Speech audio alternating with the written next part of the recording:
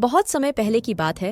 एक छोटा सा गांव था जिसका नाम मणिपुर था, जहां की अंधेरी रातें कुछ खास होती थीं।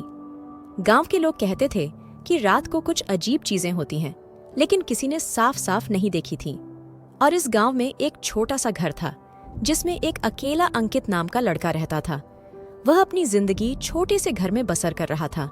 हर रात जब गांव में अंधेरा छा जाता था, अंकित को लगता था जैसे उसके साथ कुछ है, लेकिन वो चीज दिखाई नहीं देती थी।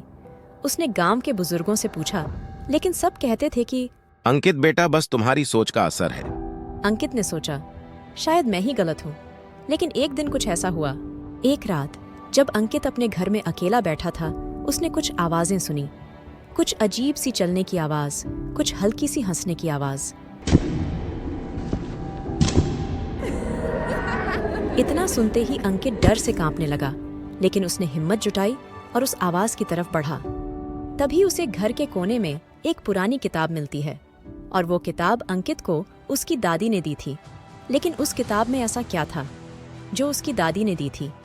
तभी उस किताब के कुछ खास पन्ने अपने आप खुलते हैं, जिनके अंदर लिखा होता है कि अंधेरी रातों में कुछ परोपकारी आत्माएं गांव की रक्षा करती हैं। अंकित को समझ आता है कि ये जो आवाजें होती हैं वो गांव की सुरक्षा के लिए हैं।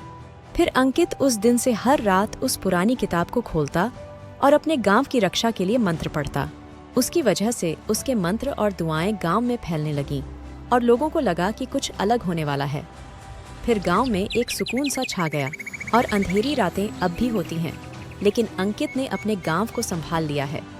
उसकी कहानी गांव के लोगों के बीच मशहूर हो गई, और वही गांव जहां अंधेरी रातों से पहले डरना होता था, अब एक सुकून भरा सा लगता है। अंकित ने दिखाया कि कभी कभी हमें अपने डर का मुकाबला करना पड़ता है, और उसने अपनी हिम्मत और विश्वास से अपने गांव को एक नई रोशनी दी। तो कैसी लगी ये अंधेरी रात का साया की कहानी? अगर कहानी अच्छी लगी तो एक लाइक जरूर करना, और फिर ऐसी कहानी सुनने के लिए चैनल को सब्सक्राइब कर लेना। तो फिर मिलते हैं अगली वीडियो में फिर एक ऐसी कहानी के साथ। तब तक के लिए बाय बाय।